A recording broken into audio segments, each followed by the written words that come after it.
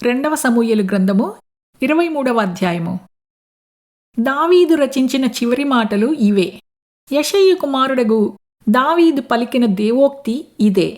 యాకోబు దేవుని చేత అభిషిక్తుడై మహాధిపత్యము నొందినవాడును, ఇశ్రాయేలీయుల స్తోత్రగీతములను మధురగానము చేసిన గాయకుడునూ అగు దావీదు పలికిన దేవోక్తి ఇదే.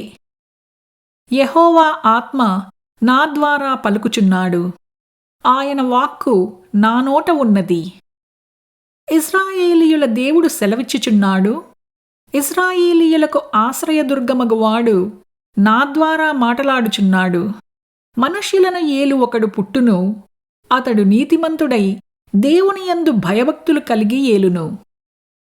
ఉదయకాలపు సూర్యోదయ కాంతివలెను, మబ్బు లేకుండా ఉదయించిన సూర్యుని వలెను, వర్షము కురిసిన పిమ్మట నిర్మలమైన కాంతిచేత భూమిలో నుండి పుట్టిన లేతగడ్డి వలెను అతడు ఉండును. నా సంతతివారు దేవుని దృష్టికి అనుకూలులే కదా. ఆయన నాతో నిత్య నిబంధన చేసియున్నాడు. ఆయన నిబంధన సర్వసంపూర్ణమైన నిబంధనే, అది స్థిరమాయెను. దేవునికి పూర్ణానుకూలము, అది నాకనుగ్రహింపబడిన రక్షణార్థమైనది. నిశ్చయముగా ఆయన దానిని నెరవేర్చును. ఒకడు ముండ్లను చేత పట్టుకొనుటకు భయపడినట్లు దుర్మార్గులు విసర్జింపబడుదురు. ముండ్లను పట్టుకొనువాడు ఇనుప పనిముట్టునైనను బల్లెపు కోలనైనను వినియోగించును కదా. మనుష్యులు వాటిలో దేనినీ విడువక అంతయూ ఉన్నచోటనే కాల్చివేయుదురు.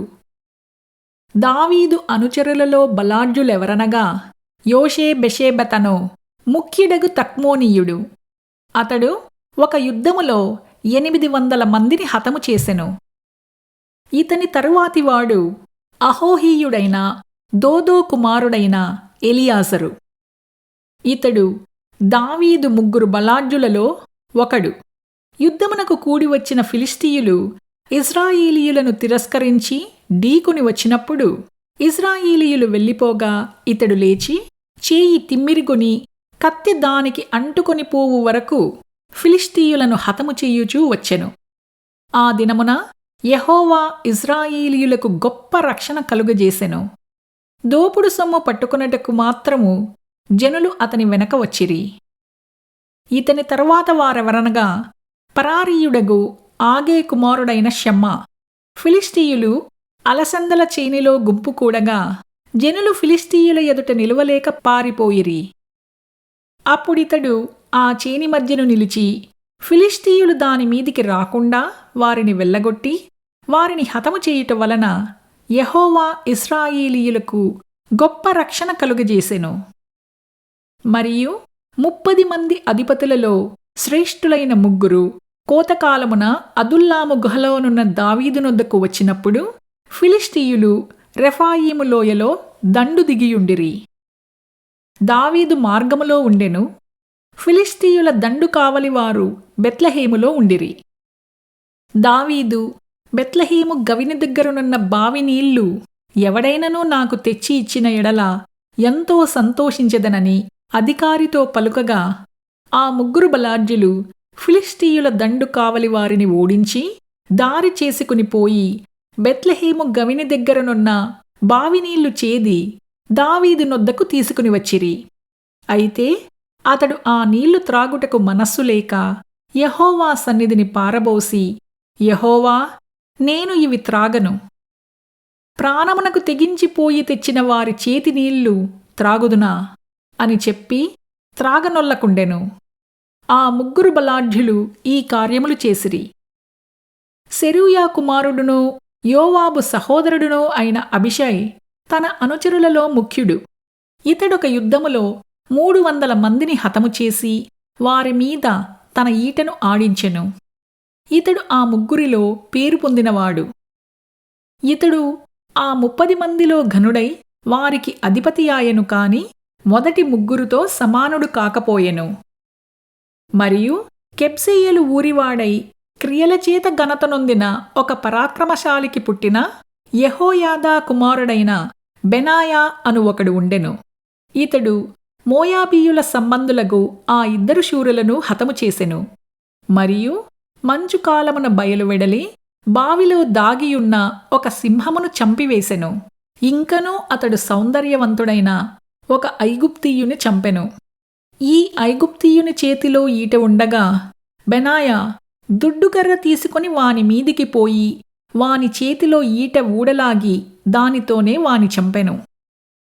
ఈ కార్యములు యెహోయాదా కుమారుడైన బెనాయా చేసినందున ఆ 3 బలాఢ్యులలోనూ అతడు పేరు పొంది ఆ 30 మందిలో ఘనుడాయెను. అయినను మొదటి 3 సమానుడు కాకపోయెను. దావీదు ఇతనిని తన సభికులలో ఒకనిగా నియమించెను. ఆ 30 మంది ఎవరనగా యోవాబు సహోదరుడైన అసాహేలు, బెత్లెహేమీయుడగు దోదో కుమారుడగు ఎల్హానాను, హరోదీయుడైన షమ్మా, హరోదీయుడైన ఎలీకా, పత్తీయుడైన హేలెస్సు, తెకోవీయుడగు ఇక్కేషు కుమారుడైన ఈరా, అనాతోతీయుడైన అబీయెజరు, హూషాతీయుడైన మెబున్నయి, అహోహీయుడైన సల్మోను, నెటోపాతీయుడైన మహరై, నెటోపాతీయుడైన బయానాకు పుట్టిన హేలేబు, బెన్యామీనీయులలో గిబియాలో పుట్టిన రీబై కుమారుడైన ఇత్తయి, పరాతోనీయుడైన బెనాయా, గాయషు ఏళ్ల నడుమ నివసించు హిద్దయి, అర్బాతీయుడైన అబ్బియల్బోను, బర్హుమీయుడైన అజ్మావేతు, షయల్బోనీయుడైన ఎల్హబ్బా, యాషేను యొక్క కుమారులలో యోనాతాను, హరారీయుడైన షారారునకు పుట్టిన అహియాము, మాయాకాతీయునికి పుట్టిన అహస్బయి కుమారుడైన ఎలీపేలెటు, గిలోనీయుడైన అహితోపీలు కుమారుడగు ఎలియాము, కర్మితీయుడైన హెజ్రై, అర్బీయుడైన పహరై, శోభావాడగు నాతాను యొక్క కుమారుడైన ఇగాలు, గాదీయుడైన బానీ, అమ్మోనీయుడైన జెలెకు, బెయేరోతీయుడైన నహరై, ఇతడు సెరూయా కుమారుడగు యోవాబు యొక్క ఆయుధములు మోయువాడై ఉండెను. ఇత్రీయుడైన ఈరా, ఇత్రీయుడైన గారేబు, హిత్తీయుడైన ఉరియా, వారందరూ 37.